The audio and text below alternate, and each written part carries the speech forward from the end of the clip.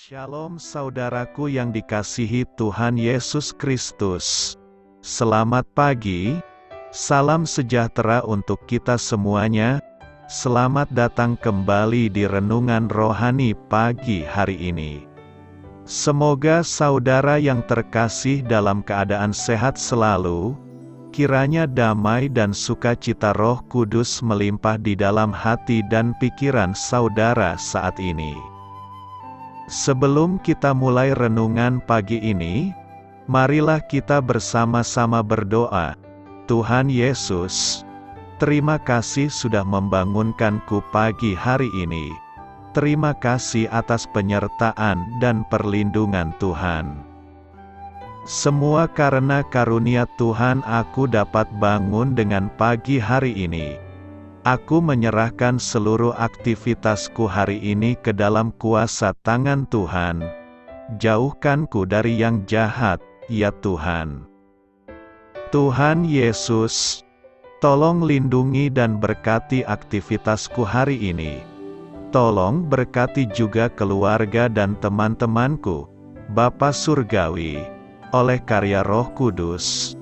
Tolonglah aku untuk menjauhi segala sesuatu yang melukai hati-Mu. Ampunilah segala dosa kami, ya Tuhan. Dalam nama Tuhan Yesus, aku sudah berdoa. Amin. Sahabat saudara rohani, pembacaan ayat emas Alkitab renungan kita hari ini terambil dari Filipi 3 ayat 4 sampai dengan ayat 14. Sekalipun aku juga ada alasan untuk menaruh percaya pada hal-hal lahiriah. Jika ada orang lain menyangka dapat menaruh percaya pada hal-hal lahiriah, aku lebih lagi, disunat pada hari ke-8, dari bangsa Israel, dari suku Benyamin, orang Ibrani asli. Tentang pendirian terhadap hukum Taurat aku orang Farisi, tentang kegiatan aku penganiaya jemaat, tentang kebenaran dalam mentaati hukum Taurat aku tidak bercacat. Tetapi apa yang dahulu merupakan keuntungan bagiku, sekarang kuanggap rugi karena Kristus. Malahan segala sesuatu kuanggap rugi, karena pengenalan akan Kristus Yesus, Tuhanku, lebih mulia daripada semuanya.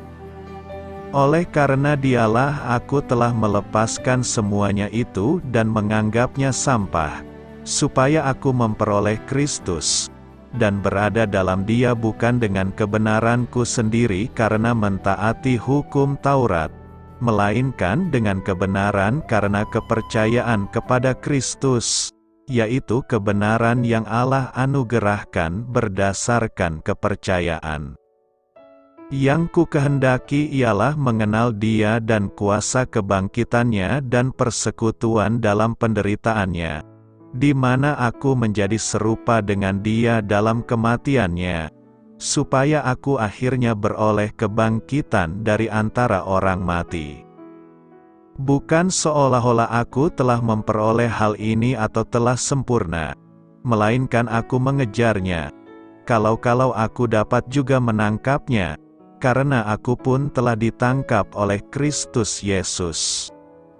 Saudara-saudara, aku sendiri tidak menganggap bahwa aku telah menangkapnya, tetapi ini yang kulakukan. Aku melupakan apa yang telah di belakangku dan mengarahkan diri kepada apa yang di hadapanku, dan berlari-lari kepada tujuan untuk memperoleh hadiah, yaitu panggilan sorgawi dari Allah dalam Kristus Yesus. Terambil dari Filipi 3 ayat 4 sampai dengan ayat 14.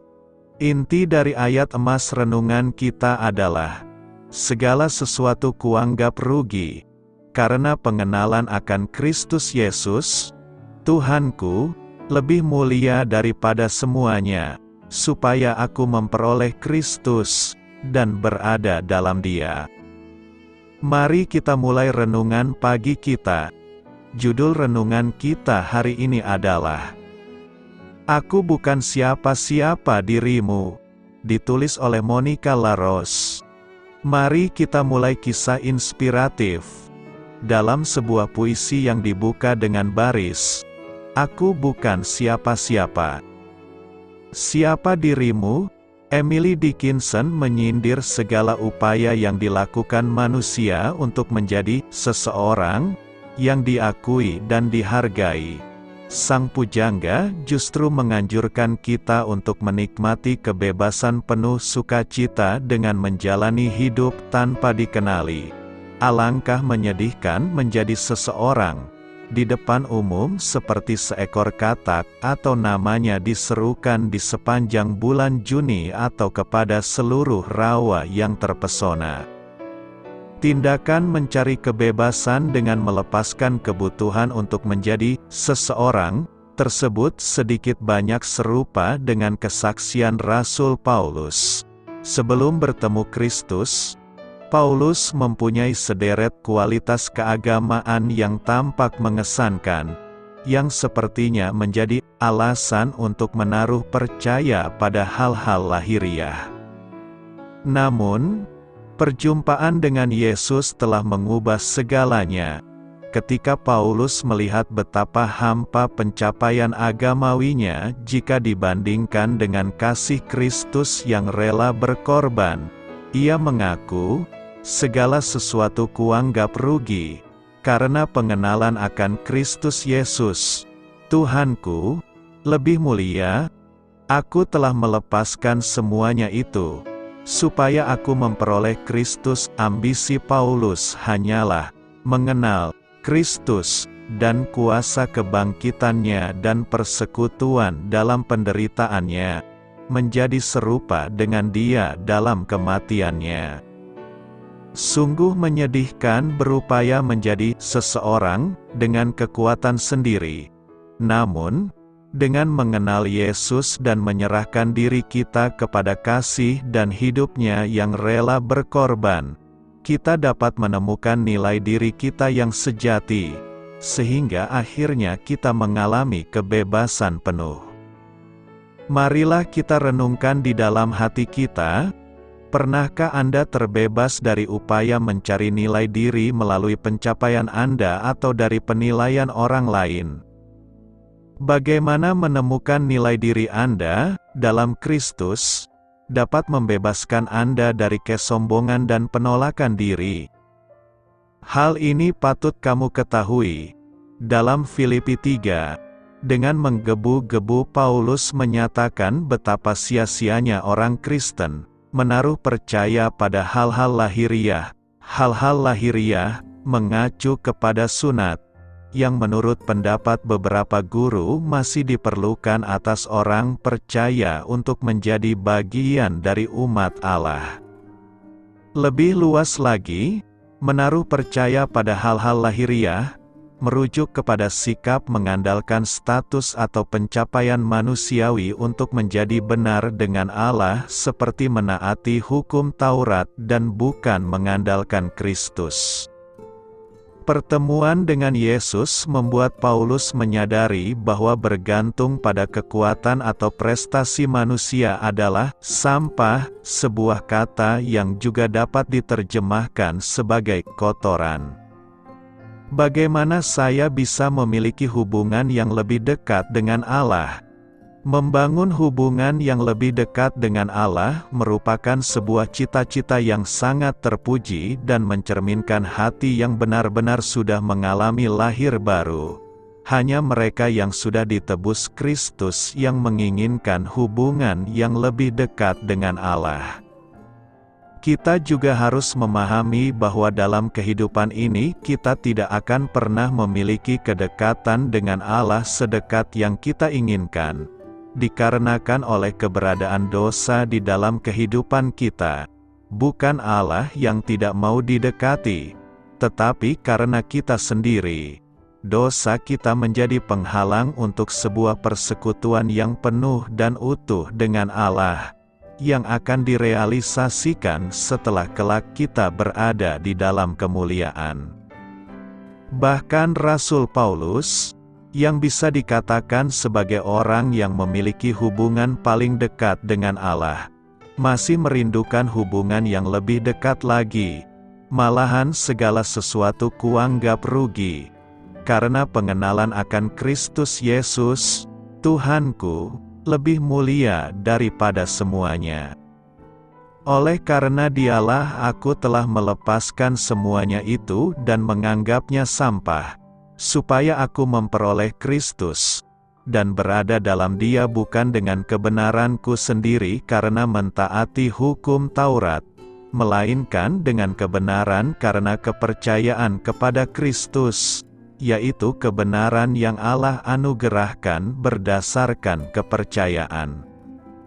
Tidak peduli dimanapun posisi kita saat ini dalam perjalanan dengan Kristus, kita bisa berjalan lebih dekat, bahkan kelak ketika dimuliakan di surga, kita akan memiliki semua kekekalan untuk bertumbuh dalam hubungan kita dengan Allah.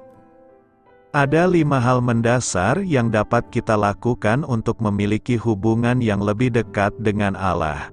Hal pertama yang bisa kita lakukan untuk memiliki hubungan yang lebih dekat dengan Allah adalah membiasakan diri untuk mengaku dosa-dosa kita kepadanya setiap hari. Jika dosa adalah penghalang dalam hubungan kita dengan Allah, maka pengakuan menghilangkan penghalang itu. Ketika kita mengaku dosa kita di hadapan Allah, Dia berjanji untuk mengampuni kita. Pengampunan inilah yang akan memulihkan hubungan yang telah merenggang. Kita harus ingat bahwa pengakuan lebih dari sekedar mengatakan, "Saya meminta maaf atas dosa-dosa saya, ya Allah."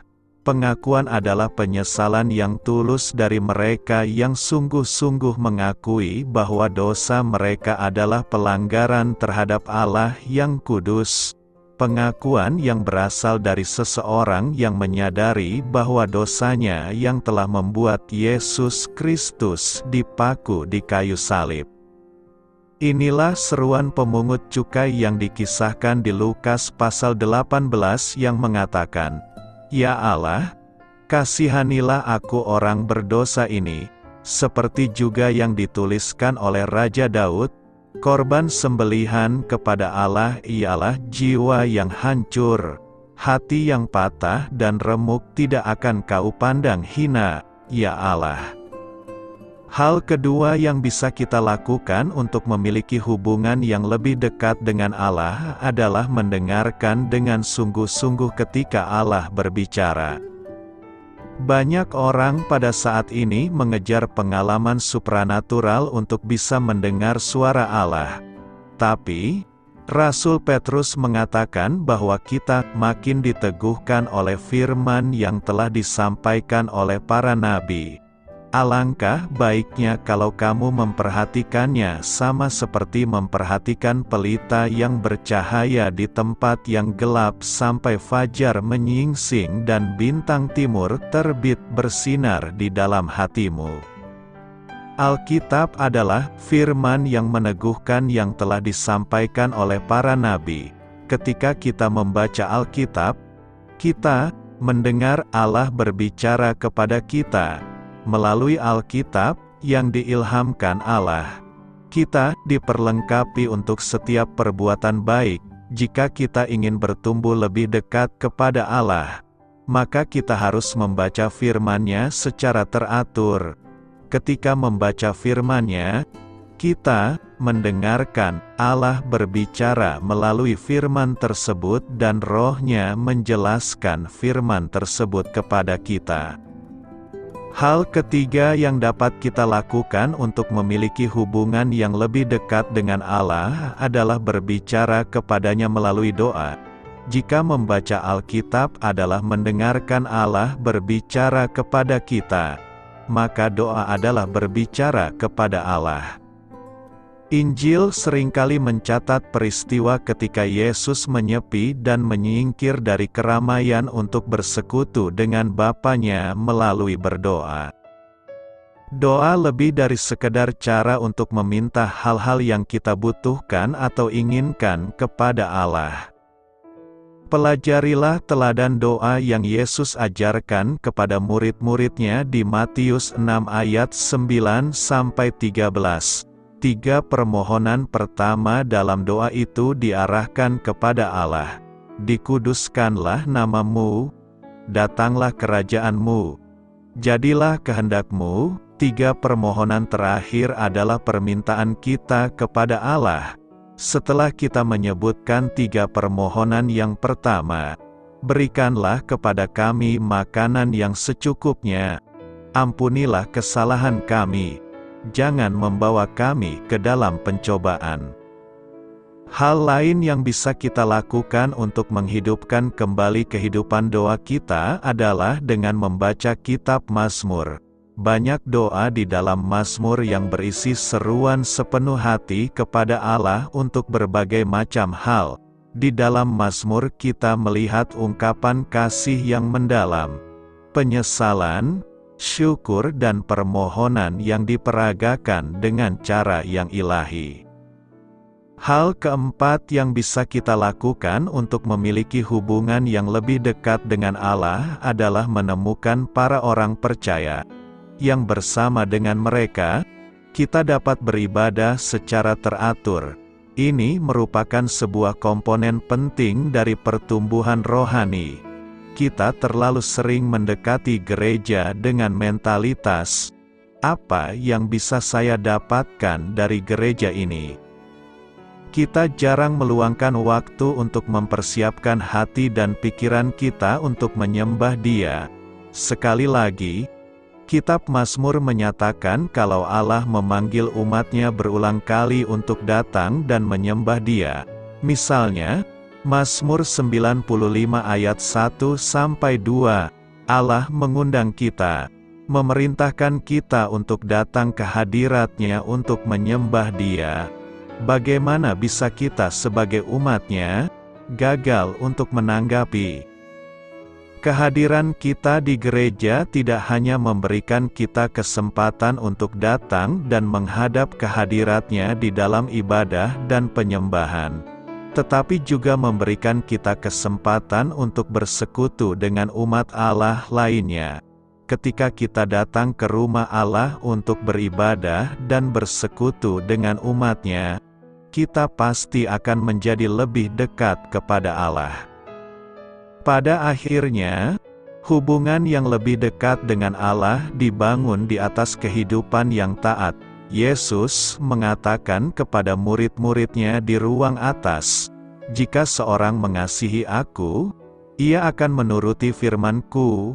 Yakobus menyatakan bahwa ketika kita menyerahkan diri kepada Allah melalui ketaatan, yaitu dengan melawan iblis dan mendekat kepada Allah, maka Dia akan mendekat kepada kita.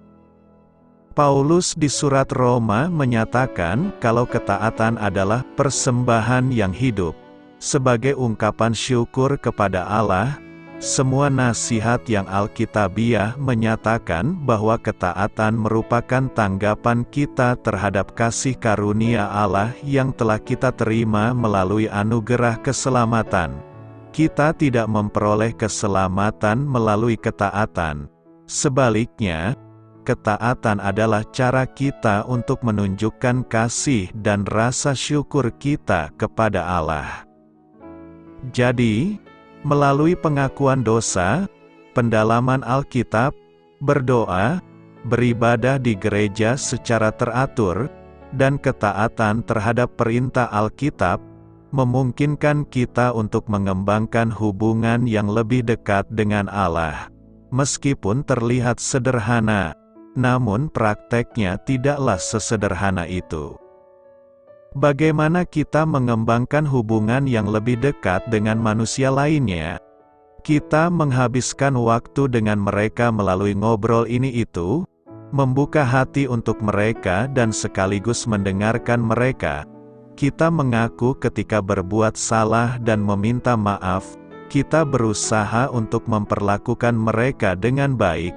Kadang-kadang termasuk mengorbankan kebutuhan kita sendiri demi memenuhi kebutuhan mereka. cara kita berhubungan dengan manusia lainnya sebenarnya tidak begitu jauh berbeda dengan cara kita berhubungan dengan Bapa di surga. Apa yang dimaksud Yesus melalui ucapannya, "Aku berdiri di muka pintu dan mengetok"?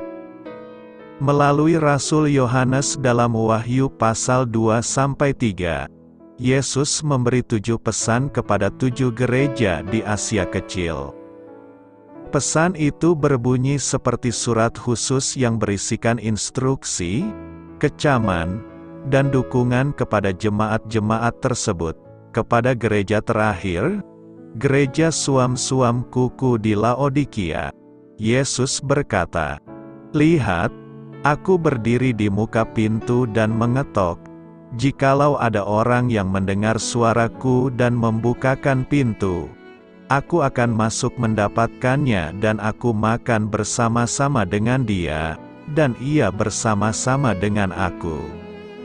Ide tentang sosok Yesus yang berdiri di luar pintu sambil mengetok sering digunakan sebagai ilustrasi akan undangan keselamatannya. Jika Anda membuka pintu hati dan mempersilahkan Yesus masuk ke dalam kehidupan Anda, semua akan baik. Namun, di dalam Wahyu 3 ayat 20, Yesus tidak sedang meminta kepada individu. Ia sedang meminta masuk ke dalam gereja. Adalah mengherankan jika kita membayangkan Yesus sedang berdiri di luar gereja dan mengetok. Tapi itulah kondisinya.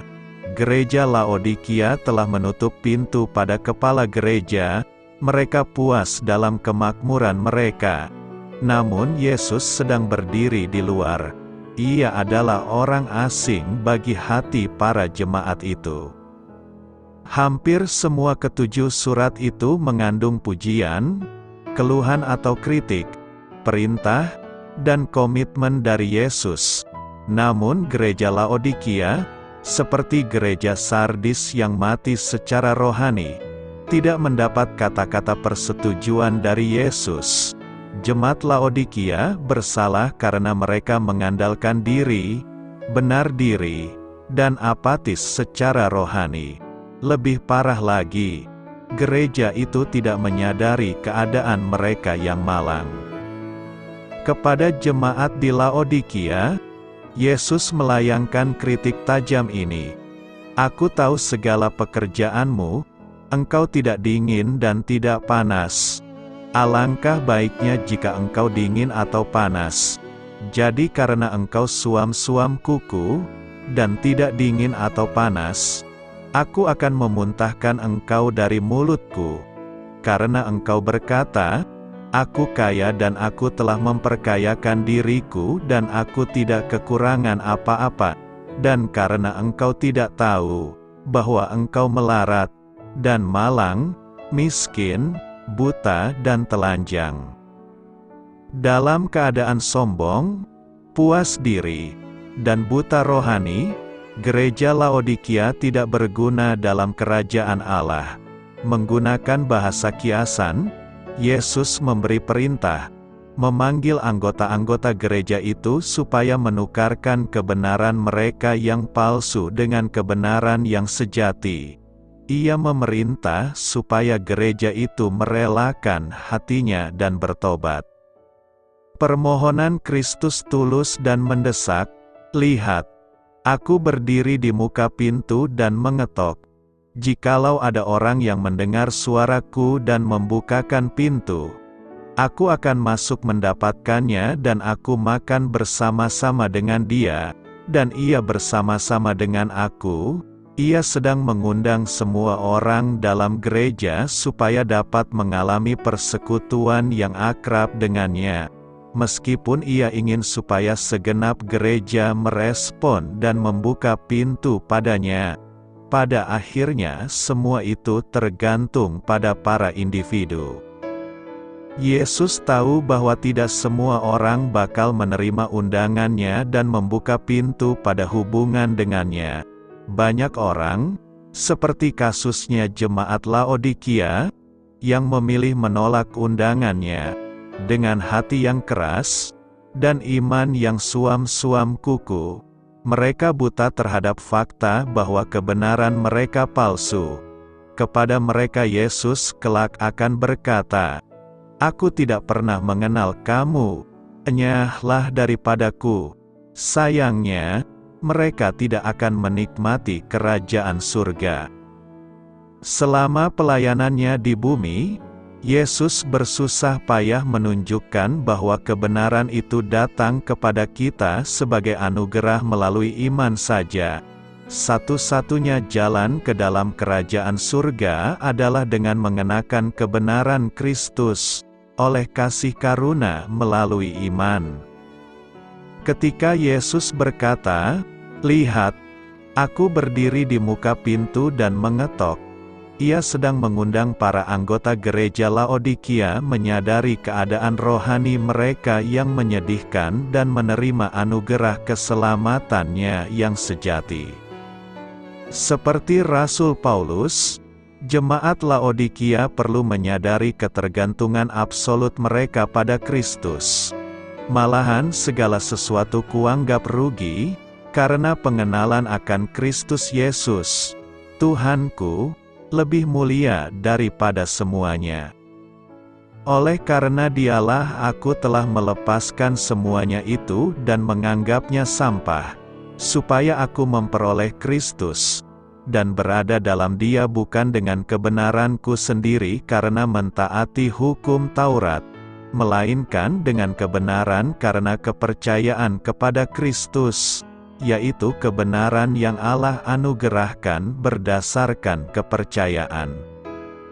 Kepada mereka yang hendak membukakan pintu, Yesus menjanjikan persekutuan yang akrab, yang digambarkan sebagai keakraban makan bersama, dan Ia menawarkan pahala ini, "Barang siapa menang, ia akan kududukkan bersama-sama dengan aku di atas tahtaku, sebagaimana aku pun telah menang dan duduk bersama-sama dengan Bapa-Ku di atas tahtanya."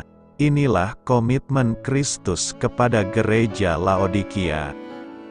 Pada zaman ini Yesus mengulangi ucapannya, "Lihat, aku berdiri di muka pintu dan mengetok," kepada gereja yang terisikan dengan Kristen secara nama saja. Ia melayangkan undangan yang tulus supaya persekutuan akrab dipulihkan. Ia yang memegang kunci kerajaan surga meminta kita mendengarkan suaranya dan membukakan pintu supaya Ia dapat masuk dan bersekutu dengan kita. Kepada mereka yang memberi respon baik, Yesus Kristus menjamin pahala kehidupan kekal dan berkuasa bersama dirinya di surga. Percaya kepada Tuhan merupakan sebuah proses pembaharuan dan perubahan yang ajaib di dalam kehidupan.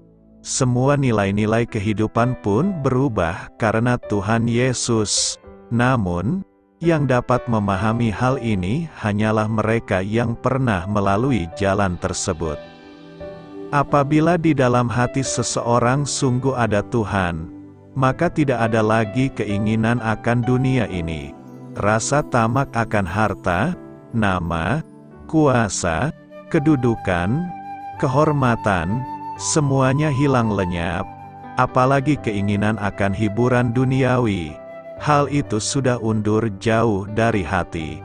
Satu-satunya yang Dia kasihi dengan sepenuh hati hanyalah Tuhan. Di dalam Tuhan, Dia dapat menemukan segala yang Ia perlukan, sehingga Dia tidak lagi menginginkan hal-hal duniawi. Semakin dalam pengenalan Dia akan Tuhan, maka semakin dalam juga rasa kasih-Nya kepada Tuhan. Lalu secara alami Dia menganggap rugi akan segala sesuatu, karena pengenalan akan Tuhan Yesus Kristus adalah yang paling mulia dalam hidupnya. Bahkan, karena Kristus, Dia rela melepaskan semuanya dan menganggapnya sampah, supaya Dia memperoleh Kristus. Seperti yang dikatakan pemazmur, "Siapa gerangan ada padaku di sorga selain Engkau? Selain Engkau tidak ada yang kuingini di bumi." Ada seorang saudari yang mengatakan bahwa dia tidak menginginkan kenikmatan dunia apapun. Dia tidak tergiur dengan segala yang dimiliki oleh orang lain seperti rumah dan mobil mewah, pakaian dan makanan yang mahal, ataupun liburan ke segala tempat. Karena hanya dengan membaca Alkitab saja, maka perut rohaninya sungguh menjadi kenyang. Bukankah hal ini sama dengan yang dikatakan oleh Nabi Yeremia, "Apabila aku bertemu dengan perkataan-perkataanmu, maka aku menikmatinya, firman-Mu itu menjadi kegirangan bagiku, dan menjadi kesukaan hatiku, sebab nama-Mu telah diserukan atasku, ya Tuhan, Allah semesta alam." Banyak orang yang percaya kepada Tuhan sedang mengalami proses perubahan yang ajaib ini. Pada awalnya tidak tertarik kepada Alkitab, bahkan tidak ingin menyentuhnya, mereka lebih suka membaca buku-buku duniawi. Tetapi setelah percaya Tuhan, dari yang awalnya membaca sedikit ayat Alkitab, lalu secara bertahap meningkat menjadi semakin suka membaca Alkitab, hingga tahap tak ingin melepaskan Alkitab. Setiap hari hanya berharap mendapatkan makanan rohani dari sorga dan dapat berjumpa dengan Tuhan. Ketika engkau semakin menganggap segala sesuatunya sampah, maka engkau semakin menaiki tangga sorgawi. Baiklah, mari kita lihat hidup kita. Adakah yang bisa dibanggakan dalam hidup ini? Apa yang kita banggakan dalam hidup ini? Kedudukan, jabatan, kekayaan dan kesuksesan. Tanpa disadari, kebanggaan-kebanggaan tersebut menjadi sesuatu yang utama dalam hidup ini. Dan sesuatu yang menurut kita yang utama ini pada akhirnya menjadikan diri kita menjadi terjebak, terperangkap dan terperdaya, lupa bahwa ada sesuatu yang lain yang bisa kita banggakan dan sesuatu itu bernilai kekekalan. Rasul Paulus dalam surat Filipi membagikan pengalaman rohaninya. Menurutnya, sesuatu yang harus dibanggakan dan bernilai kekekalan yaitu ketika dirinya bermegah dalam hal kerohanian. Bermegah dalam Kristus, bukan sebaliknya bermegah pada hal-hal lahiriah. Paulus malah menganggap bahwa segala sesuatu semua yang bersifat lahiriah, dianggapnya sampah jika dibandingkan dengan Kristus. Wow, luar biasa, sungguh pelayan yang sejati. Menjadi sebuah kerinduan baginya yaitu mengenal Kristus melalui jalan penderitaannya dan mengalami Kristus melalui kuasa kebangkitannya. Jalan salib bagi Paulus merupakan jalan untuk menjadi serupa dengan Yesus, karena jalan salib adalah jalan menuju pada kematian terhadap diri sendiri. Apa yang dipilih dan dihidupi oleh Rasul Paulus sangat bertentangan dan bertolak belakang dengan apa yang menjadi kebanggaan-kebanggaan lahiriah manusia. Seperti materi, kedudukan, jabatan, nama besar dan sejumlah keberhasilan-keberhasilan yang lain. Paulus meninggalkan itu semua. Dia menjalani sebuah proses mengimitasi Kristus. Hidup Kristus menjelma dalam dirinya, sehingga segala sesuatu yang menghalangi proses pengimitasian kepada Kristus akan dibuang.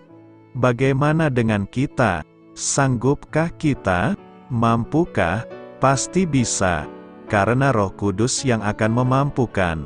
Asalkan kita mau rendah hati, tidak meninggikan diri, berlagak, sombong, congkak dan sebagainya.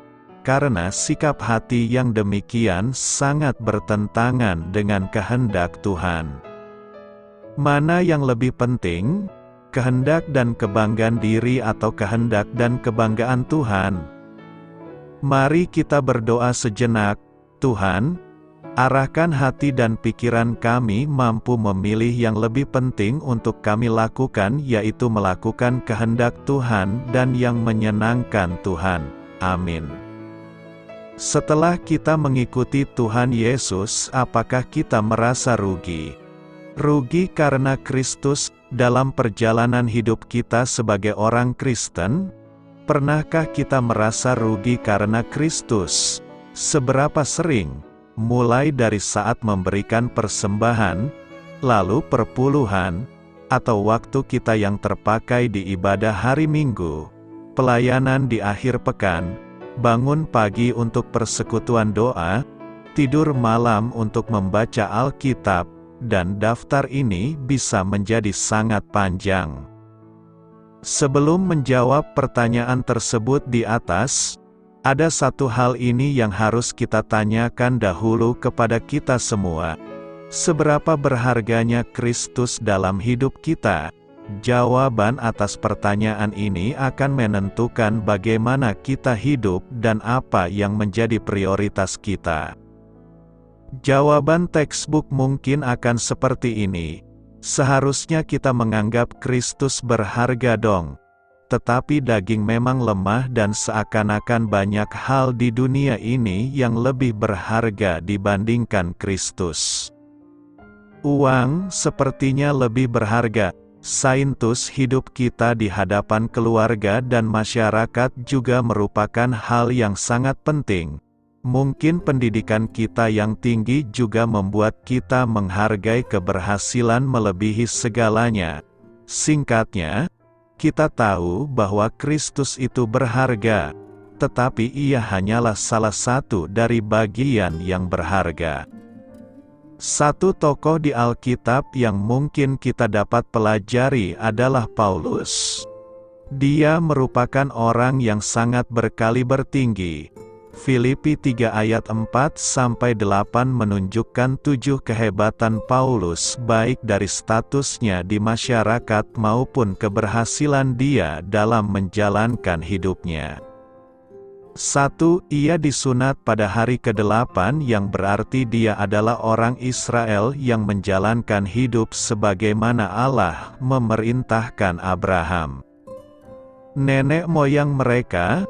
2. Ia berasal dari bangsa Israel, umat pilihan Allah. 3. Ia berasal dari suku Benyamin, satu-satunya anak yang lahir di tanah perjanjian, dan bersama suku Yehuda telah tetap setia kepada tahta Daud ketika bangsa Israel pecah menjadi kerajaan utara dan selatan. 4. Ia adalah orang Ibrani asli. 5. Ia adalah seorang Farisi, yang berarti dia berhasil menjaga hidupnya sesuai dengan Taurat Allah secara utuh. 6. Ia seorang penganiaya jemaat, yang walaupun salah, dia telah menunjukkan suatu semangat dan kegigihannya bagi Allah. Dan 7. Ia tidak bercacat dalam menaati hukum Taurat. Bukan berarti dia tidak berdosa, tetapi ia menunjukkan disiplin hidup yang mengikuti hukum Tuhan secara penuh. Kita bisa melihat betapa mengagumkannya Paulus. Tetapi ini bukan hal yang paling mengagumkan. Ketika dia memberikan seluruh hidupnya kepada Kristus, dia tidak menganggap dirinya rugi karena telah mendapatkan Kristus dan meninggalkan seluruh kehebatannya. Dia menulis, "Malahan segala sesuatu kuanggap rugi, karena pengenalan akan Kristus Yesus, Tuhanku, lebih mulia daripada semuanya." Di ayat selanjutnya dia bahkan menyatakan bahwa semuanya itu sampah dibandingkan dengan Kristus. Bagaimana dengan kita? Mungkin kita belum sampai kaliber Paulus, tetapi kita sudah menganggap diri ini rugi karena Kristus. Benarkah hal ini? Marilah kita memiliki perspektif yang benar, yaitu kita bukan menganggap diri ini rugi karena Kristus. melainkan kita seharusnya menganggap segala sesuatu rugi jika dibandingkan dengan pribadi Kristus. Doa saya menyertai saudara sekalian. Marilah kita menyampaikan doa syafaat. Allah Maha Kasih, terima kasih, karena aku tidak perlu menjadi seseorang, supaya Engkau mengasihi dan menerimaku. Amin. Sampaikan harapan dan permintaan saudara kepada Tuhan.